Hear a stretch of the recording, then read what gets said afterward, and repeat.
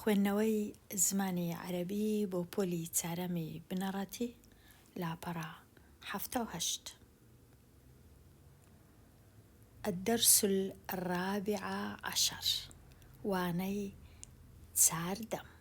يحتفل الشعب الكردي كل عام في 21 من آذار بيوم انتصاره على الظلم والاستبداد، حين انتفض بقيادة كاوى الحداد على الحاكم الظالم زحاك وقضى عليه. وفي هذا اليوم يوقد الناس النار على قمم الجبال والتلال احتفالا بالنصر. وفي هذا اليوم يخرج الناس إلى الحقول والبساتين ابتهاجا بهذا العيد. دشتو كستانو لوتكي بنزيكيو بزي بحاريان كوتو تسرليو بزي بحاريان كوتو تسرليو. يحتفل آهنگ دجيرن يعني آهنگ دجيري. الشعب نتوي الكردي نتوي كرد كل هموه عام همو صالة في 21 من آذار لا بستويتشي مانجي سي مانجي آذار يعني مانجي نوروز بكردي.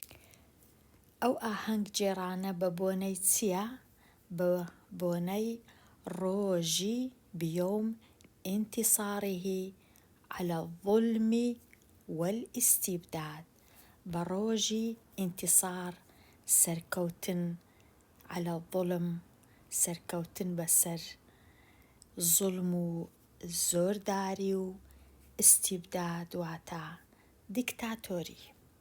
حين لكاتك انتفض رابريني كرد انتفاضة واتا رابرين بقيادة كاوى الحداد بسر كردايتي كاوي آسنجر على دجي الحاكم الظالم أو حاكميكا ظلم وزورداري دكرد كناوي زحاكبو وقضى عليه.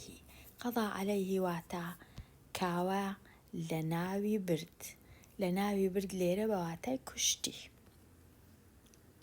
وفي هذا اليوم ولو روجوا يوقد الناس النار خلق دتسن آقري دكنوا يوقد النار لتشندر آقري دكنوا على قمم الجبال والتلال لسر لوتكي شاخو تسيايا كانوا لسر لوتكي قرد كان احتفالا بالنصر. احتفال واتا آهنگ جيران بو سركوتنا. وفي هذا اليوم وهروها لو روجوا يخرج الناس خلق دتسنا الدروا دسنا تشندر بو الحقول واتا كيلقو والبساتين كيلقو بستان كانوا باخت كان ابتهاجا بهذا العيد بخوشيوا آهنگ دجيرن ببوني أو جيجنا. التمرين الأول أجب ولام بدوا برسياري جماريك. متى كي يبدأ دس بيدكا عيد نوروز لتسروجتشي ججني نوروزيا. يبدأ عيد نوروز في 21 من آذار. 21 مانجی سێ مانجی نەورۆز مانجی ئادار. پرسیاری ژمارە 2 ئەینە یوقید الناس النار لە چێندەر خەڵکەکە ئاگری دەکەنەوە. يوقد الناس النار على قمم الجبال والتلال. خەڵک ئاگری دەکەنەوە لەسەر لووتکەی چیایەکان و گردەکان. پرسیاری سێیەم إلى أين بۆ کوێ يخرج الناس في عيد نەورۆز دەچنە چێندەر خەڵکەکە لە جەژنی نەورۆز. يخرج الناس إلى الحقول والبساتين دەچنە ناو باخچە و بوستانەکان لە ڕۆژی نەورۆز. التمرين الثاني ڕاهێنانی دووەم اكتب في دفترك لە دەفتەرەکەت بنووسە. نەورۆز عيد قومي لشعبنا الكردي. نەورۆز جەژنەکی نەتەوەیە جەژنی گەلی کوردە. التمرين الثالث ضع الكلمات التالية في الفراغات.